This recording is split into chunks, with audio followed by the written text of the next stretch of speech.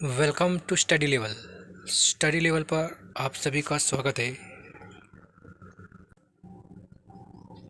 Study level पर आज हम आरआरबी एएलपी सीबीटी2 एग्ज़ाम की बारे में पढ़ेंगे। आरआरबी एएलपी सीबीटी1 एग्ज़ाम का रिज़ल्ट इस महीने के लास्ट तक आ ही जाएगा और उसके बाद एएलपी सीबीटी2 की एग्ज़ाम होने वाली है। इसके लिए जो स्टडी मटेरियल है इसके बारे में हम आज से पढ़ेंगे, जहाँ पर पेपर 1 जो होगा अपना, वो paper 1 basic science and engineering drawing के बारे में होगा और सेकंड पेपर ट्रेड टेस्ट के बारे में होगा।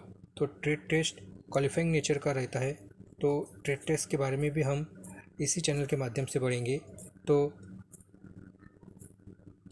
आज हम पहले इंजीनियरिंग ड्राइंग जो होती है, basic science and engineering drawing में जो मेन पेपर होता है मेरिट के लिए, उसके बारे में पढ़ेंगे। तो आज हम जो भी पढ़ेंगे उसमें से कम इंजीनियरिंग ड्राइंग का एक क्वेश्चन फिक्स आएगा ही आएगा। तो चलिए, आज का टॉपिक है इंजीनियरिंग ड्राइंग का ड्राइंग इंस्ट्रूमेंट। तो आज हम ड्राइंग इंस्ट्रूमेंट के बारे में डिटेल से पढ़ेंगे। तो चलिए वीडियो को शुरू करते हैं और यह वीडियो ज़्यादा से ज़्यादा लोगों तक पहुँचाए। तो चलिए वीडियो शुरू करते हैं। तो देखिए, ड्राइंग इंस्ट्रूमेंट के बारे में पढ़ने से पहले यहाँ पर नंबर ऑफ़ ड्राइंग इंस्ट्रूमेंट दिए गए, यहाँ पर आप पॉज करके देख सकते हैं। यहाँ पर देखिए, ड्राइंग इंस्ट्रूमेंट है एक drawing board, T square, mini drafter, erasing shield, set square, scale, protector, French curve, large compass, large divider, lengthening bar, lead case, pin, clips and cello tapes and pencils. तो इसके बारे में हम detail से one by one पढ़ेंगे। तो सबसे पहले हम पढ़ेंगे ड्राइंग बोर्ड के बारे में। तो देखिए, ड्राइंग बोर्ड क्या होता है। तो ड्राइंग बोर्ड एक सबसे इम्पोर्टेंट इक्विपमेंट होता है जो हमारे इंजीनियरिंग ड्राइंग के बारे में, हम इंजीनियरिंग ड्राइंग में जो हम पढ़ते हैं। तो इसके बारे में हम सबसे पहले पढ़ेंगे कि ड्राइंग बोर्ड जो होता है, ड्राइंग बोर्ड यह ड्राइंग पेपर या ट्रेस पेपर को सहारा देने के लिए इस्तेमाल किया जाता है, सपोर्ट देने के लिए। It is made up of all well season wood और strips of about 25 mm thick और मैसोनाइट। तो देखिए, परीक्षा में या एग्ज़ाम में हमेशा ड्राइंग बोर्ड के मटेरियल के बारे में पूछा जाता है कि ड्राइंग बोर्ड किसका बना होता है। तो ड्राइंग बोर्ड का जो मटेरियल होता है तो वो मैसोनाइट की लकड़ी का होता है। तो पिछली बारी में भी एग्ज़ाम में क्वेश्चन आया था कि ड्राइंग बोर्ड किस मटेरियल से बना है, तो इसका आंसर होगा मैसोनाइट। तो यह आप नोट डाउन कर ले। उसके बाद ड्राइंग बोर्ड की अलग अलग साइज़ होती है। यहाँ पर मैक्सिमम जो थिकनेस होती है ड्राइंग बोर्ड की वह 25 mm होती है। यह आप ध्यान में रखिए, मैक्सिमम थिकनेस उसकी 25 mm होती है। Then it should be softer enough to allow insertion and removal of the drawing pins. Two buttons are fastened to the board by screw in slotted joint. तो देखिए, यहाँ पर ड्राइंग बोर्ड में पीछे की तरफ दो बटन्स लगे होते हैं जो हम ड्राइंग बोर्ड को सहारा देने के लिए इस्तेमाल करते हैं। यहाँ पर हम उसका इमेज देख सकते हैं। देखिए, यहाँ पर ड्राइंग बोर्ड की एक फिगर दी गई है। यहाँ पर हम ड्राइंग बोर्ड के जो अलग अलग पार्ट है उसके बारे में पढ़ेंगे। तो देखिए, यहाँ पर जो दो ये पार्ट दिए गए है, ये दो पार्ट पैटर्न्स है। उसके बाद ये जो पार्ट दिया गया है यहाँ पर एक गैप वाला, ये दो स्ट्रिप्स है। और ये जो इधर साइड में जो एज दिया गया है, यानी साइड दी गई है, तो इस साइड को वर्किंग एज या एबनी वर्किंग एज भी कहा जाता है। तो एग्ज़ाम में एग्जामिनर हर बार कुछ एक डायग्राम के बारे में पूछता है, जहाँ पर डायग्राम दी गई होती है और एक पार्ट का नाम बताना पड़ता है। तो यहाँ पर आप ड्राइंग को नोट डाउन कर ले और किस पार्ट को क्या नाम है वो भी नोट डाउन कर ले। Then drawing board, size of the drawing board की जो साइज़ होती है वह इस प्रकार होती है, जहाँ पर ड्राइंग बोर्ड का जो डेजिग्नेशन है यानी इंडिकेशंस, वो डी से शुरू होता है, यानी कि D0 से लेकर D3 तक वो ड्राइंग बोर्ड की डेजिग्नेशन बनती है। जहाँ पर D0 की जो भी ड्राइंग बोर्ड होता है वो सबसे बड़ा ड्राइंग बोर्ड होता है, जहाँ पर जिसकी लेंथ 1500 mm होती है, ब्रेड्थ 1000 mm होती है और थिकनेस 25 mm होती है। तो एग्जामिनर आपको क्वेश्चन पूछ सकता है कि ड्राइंग बोर्ड की मैक्सिमम लेंथ क्या होती है, तो 1500 mm, और मैक्सिमम विड्थ क्या होती है, तो मैक्सिमम विड्थ होती है 1000 mm, और मिनिमम लेंथ और मिनिमम विड्थ यहाँ पर दी गई है, यहाँ पढ़ सकते हैं। उसके बाद देखिए टी स्क्वेयर। अब हम टी स्क्वेयर के बारे में पढ़ेंगे। तो टी स्क्वेयर क्या होता है, तो देखिए टी स्क्वेयर भी एक लकड़ी का बना होता है, जहाँ पर टी स्क्वेयर में दो मेन पार्ट होते हैं, जहाँ पर पहला पार्ट होता है हेड स्टॉक और सेकंड पार्ट होता है ब्लेड। ये दोनों पार्ट एक दूसरे से टी के शेप में जुड़े होते हैं और इनके बीच एक एंगल बनता है जो 90 डिग्री का एंगल बनता है, ये भी आप ध्यान में रखिए। Then one of the edge of blade is working edge. एक एज जो होती है ब्लेड की वो वर्किंग एज होती है, यानी जो इस्तेमाल करते हैं हम लाइन बनाने के लिए, और दूसरी जो एज होती है वो स्क्रू से फिट होती है हेड में, हेड स्टॉक में। तो आप यहाँ पर टी स्क्वेयर की डायग्राम देख सकते हैं। देखिए ये टी स्क्वेयर की डायग्राम है। यहाँ पर ये जो पार्ट होता है ये वाला ये हेड स्टॉक है, उसके बाद ये जो पार्ट है ये वाला ये ब्लेड है, और ये वर्किंग एज होती है इसकी। तो आपको डायग्राम के बारे में एग्ज़ाम में पूछ सकता है, तो आप डायग्राम को ध्यान में रखिए। उसके बाद टी स्क्वेयर की साइज़ यहाँ पर दी गई है उसके लेंथ के हिसाब से। तो टी स्क्वेयर की मैक्सिमम लेंथ जो होती है वो 1500 mm होती है, जितना कि ड्राइंग बोर्ड की मैक्सिमम लेंथ होती है वैसे ही। यानी कि अगर आपको एग्ज़ाम में क्वेश्चन पूछा जाए कि D3 ड्राइंग बोर्ड के लिए किस टी स्क्वेयर का इस्तेमाल किया जा सकता है, तो आप T3 का इस्तेमाल कर सकते हैं। इस तरह से भी क्वेश्चन पूछा जा सकता है। टी स्क्वेयर का जो यूज़ होता है वह एज यूज़ आप किसी भी हॉरिजॉन्टल लाइन को बनाने के लिए या पैरेलल लाइंस को बनाने के लिए, या किसी सेट स्क्वेयर जो होते हैं या टेंसिल्स जो होती है उसको होल्ड करने के लिए भी आप टी स्क्वेयर का इस्तेमाल कर सकते हैं। देन थर्ड पार्ट है हमारा मिनी ड्राफ्टर।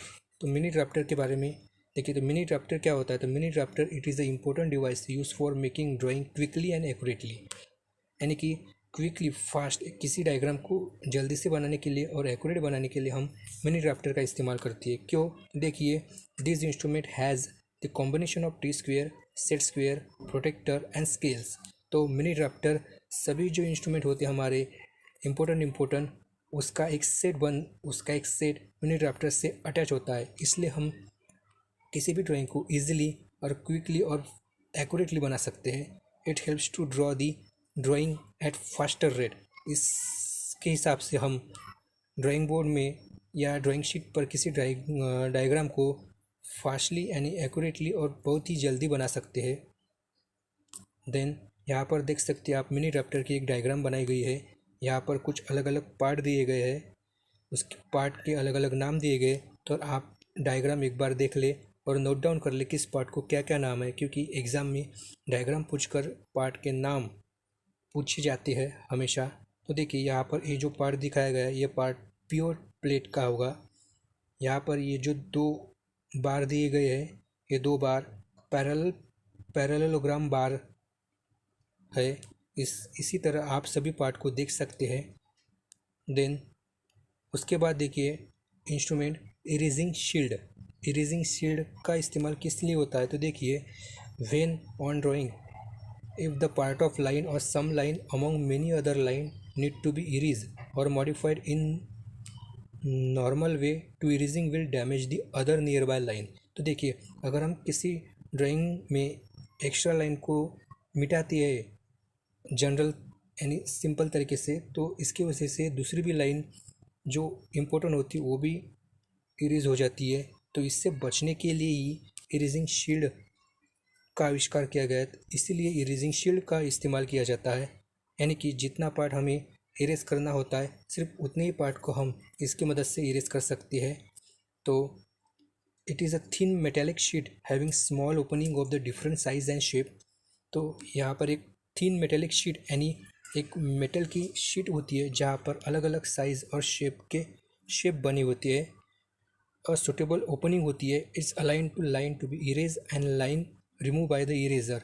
ईजिली किसी लाइन को रिमूव करने के लिए, किसी ऑब्जेक्ट को रिमूव करने के लिए आप उसका इस्तेमाल कर सकते हैं अलग अलग शेप का। यहाँ पर आप देख सकते हैं ये इरेजिंग शील्ड दी गई है।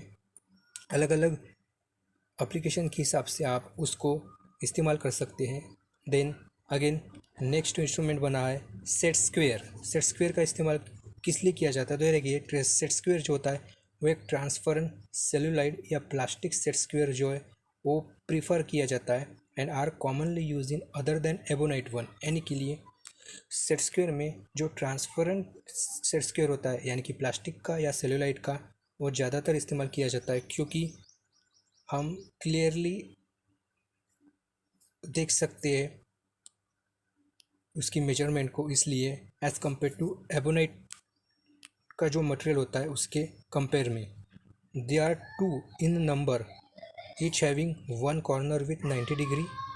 तो देखिए यहाँ पर सेट स्केल के दो पार्ट होती है, दो स्केल होती है, जहाँ पर प्रत्येक इसमें 90 डिग्री का एक कोण होता है और उसमें से एक स्केल में 30, 60 और 90 की एक स्केल बनती है और दूसरी स्केल 45, 45 और 90 की बनती है। यहाँ पर दो अलग अलग सेट स्क्वेयर जो होते हैं बनते हैं। यहाँ पर आप the set square with 30, 60 and 90 degree के जो सेट स्क्वेयर होता है वो 250 mm लॉन्ग होता है। तो आप ये भी ध्यान में रखिए कि जो 30, 60 और 90 डिग्री का जो सेट स्क्वेयर बना होता है वो कितने mm का होता है? तो 250 का होता है। और जो 45 वाला होता है वो 200 mm का होता है। ये भी ध्यान रखने योग्य बात है, क्योंकि एग्ज़ाम में एग्जामिनर ये पूछ सकता है कि 30, 60 और 90 डिग्री वाली सेट स्क्वेयर का मैक्सिमम सेट स्क्वेयर की साइज़ कितनी होती है, लेंथ कितनी होती है। तो यहाँ पर आप देख सकते हो दो सेट स्क्वेयर। देन उसके बाद देखिए स्केल देखिए स्केल के बारे में आप सभी को पता है कि स्केल का इस्तेमाल किस लिए किया जाता है? किसी लाइन को किसी स्पेसिफिक डायमेंशन के साथ मार्कअप करने के लिए। यहाँ पर स्केल जो होती है वो प्लास्टिक की बनी होती है या स्टेनलेस स्टील की या वुड की भी बनी होती है। अलग अलग डिफरेंट साइज और डिफरेंट मटेरियल में यहाँ पर बनी होती है। देन स्केल के अलग अलग टाइप्स भी है, जहाँ पर बेवेल एज और ट्रायंगुलर क्रॉस सेक्शन स्केल होती है एक, और एक होती है फ्लैट स्केल, जिसमें हम कॉमनली दो प्रकार की स्केलें इस्तेमाल करती है, एक 15 सेंटीमीटर लॉन्ग वाली और दूसरी 30 सेंटीमीटर लॉन्ग। ये स्केल हम ज़्यादातर यूज़ में लेते हैं, जहाँ पर 15 सेंटीमीटर लॉन्ग की स्केल जो है उसकी विड्थ जो होती है वो 2 सेंटीमीटर होती है और जो स्केल 30 सेंटीमीटर लॉन्ग होती है उसकी विड्थ 3.5 सेंटीमीटर होती है। ये भी आप ध्यान रखिए। देन यहाँ पर आप देख सकते हैं स्केल, सिर्फ यहाँ पर आप ध्यान रखने योग्य बात है कि 15 सेंटीमीटर वाली स्केल की विड्थ 2 आती है, 2 सेंटीमीटर, और 30 सेंटीमीटर वाली की 3.5। देन अगेन आप प्रोटेक्टर देखिए। प्रोटेक्टर का इस्तेमाल किस लिए किया जाता है? The protector it is the instrument for measuring a angle. यानी प्रोटेक्टर का इस्तेमाल हम एंगल मेजरमेंट के लिए करते हैं या कोई एंगल मार्क करने के लिए भी हम प्रोटेक्टर का इस्तेमाल करते हैं। प्रोटेक्टर जो हमने स्कूल्स टाइम से पढ़ा है, ये प्रोटेक्टर है जहाँ पर हम दोनों साइड से किसी एंगल को मेजर कर सकते हैं या दोनों साइड से किसी एंगल को हम मार्क भी कर सकते हैं या ड्रॉ भी कर सकते हैं। The angle can be set measure from both side aligning the reference line is 0 with corner point of the angle. Then अभी देखिए फ्रेंच कर्व। तो नेक्स्ट इंस्ट्रूमेंट है फ्रेंच कर्व। तो फ्रेंच कर्व का इस्तेमाल जो है यो बहुत ही इम्पोर्टेंस एलिमेंट है इंजीनियरिंग ड्राइंग में। क्यों? देखिए these are made up in many different shapes में बने होते हैं, normally come in set of 6, 12 and 16। तो यहाँ पर अलग अलग साइज एंड शेप में वो बने होते हैं। यहाँ पर कुछ सेट दिए गए हैं जो 6, 12 और 16 ऐसे करके है। Then French curve are best suited to draw smooth curve और arc which can't be drawn by compass. तो देखिए फ्रेंच कर्व का मेन एप्लीकेशन क्या होता है? तो देखिए अगर हम किसी ड्राइंग में जिस जगह पर हम किसी कंपास से कोई आर्क या कोई कर अगर बना नहीं सकते तो वहाँ पर कोई आर्क या कर बनाने के लिए हम फ्रेंच कर का इस्तेमाल करते हैं। ये सबसे बड़ी एक एप्लीकेशन होती है कि कोई आर्क या कर मार्क करने के लिए या बनाने के लिए। To draw a smooth curve using French curve first set by the trial against the part of the line to be drawn then shift it to the next portion.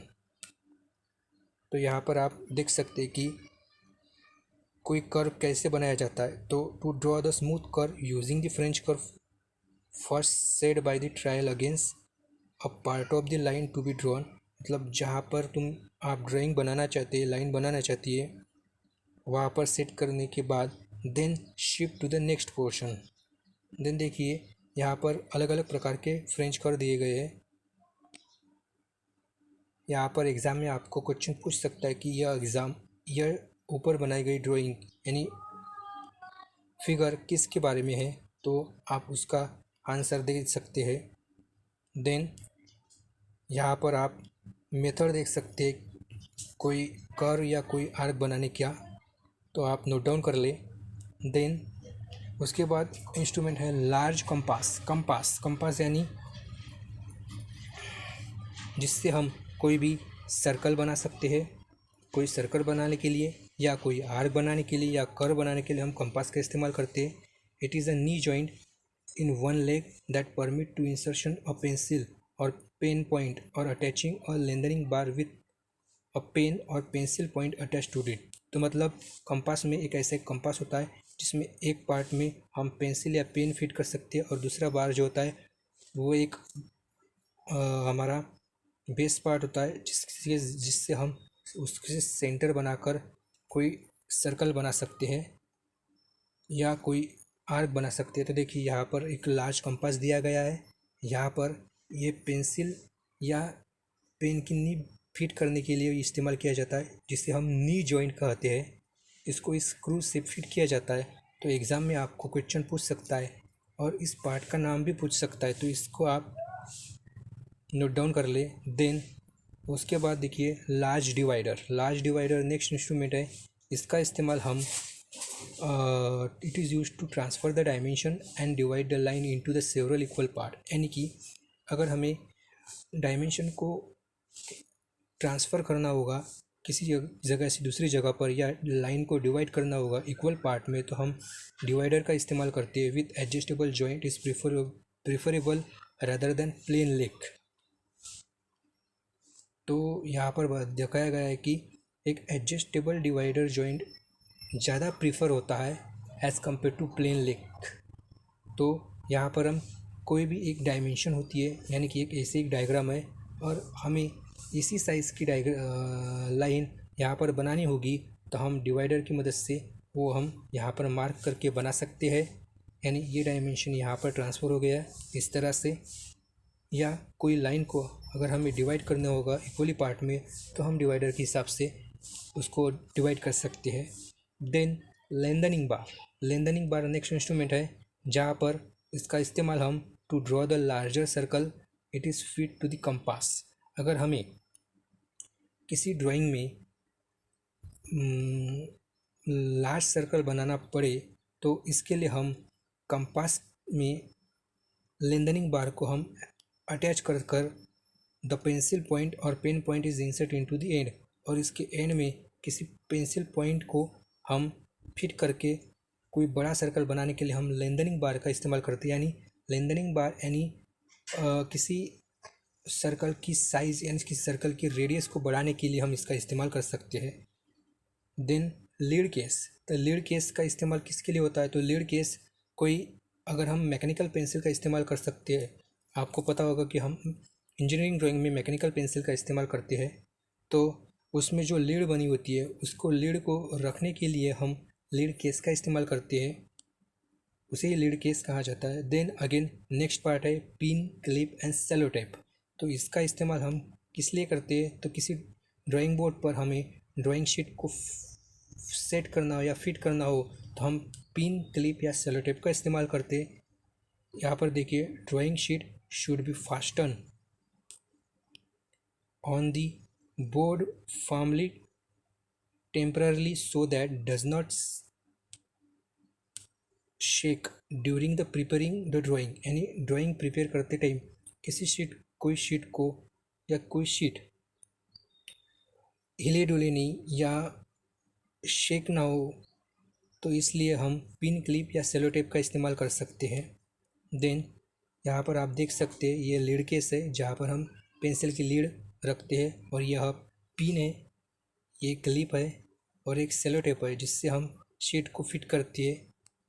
Then last part है हमारा सबसे important part में से pencil. तो देखिए pencil जिससे हम कोई ड्राइंग बनाते हैं, तो यहाँ पर हम ग्रेड ऑफ द पेंसिल, यानी pencil are graded according to the hardness and softness of the lead. तो यहाँ पर देखिए, यहाँ पर बताया गया है कि पेंसिल की जो ग्रेड होती है वह हार्डनेस और सॉफ्टनेस के हिसाब से बनाई जाती है।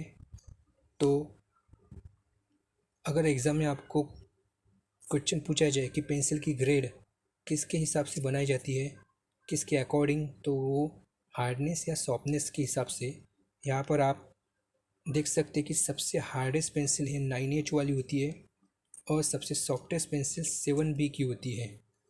तो आप ध्यान में रखिए, एग्ज़ाम में क्वेश्चन पूछ सकता है इसी पार्ट से, तो यह आप नोट डाउन कर लें। देन बाकी आप यहाँ पर भी पढ़ सकते हैं। यहाँ पर देखिए, यहाँ पर 3 अलग अलग पेंसिल दी गई है। यहाँ पर एक सिंपल 2H वाली पेंसिल है, यहाँ पर एक ड्राफ्टिंग पेंसिल है और यहाँ पर एक मैकेनिकल पेंसिल दी गई है जिसमें हम लीड प्रोवाइड करके इससे डायग्राम बनाते हैं। तो इस तरह हमने देखा, आज ड्राइंग इंस्ट्रूमेंट के बारे में पढ़ा। तो ये वीडियो ज़्यादा से ज़्यादा शेयर करें और चैनल को सब्सक्राइब कर ले, यानी कि आगे आने वाली वीडियो की अपडेट आपको मिलती रहे। तो चलिए, धन्यवाद।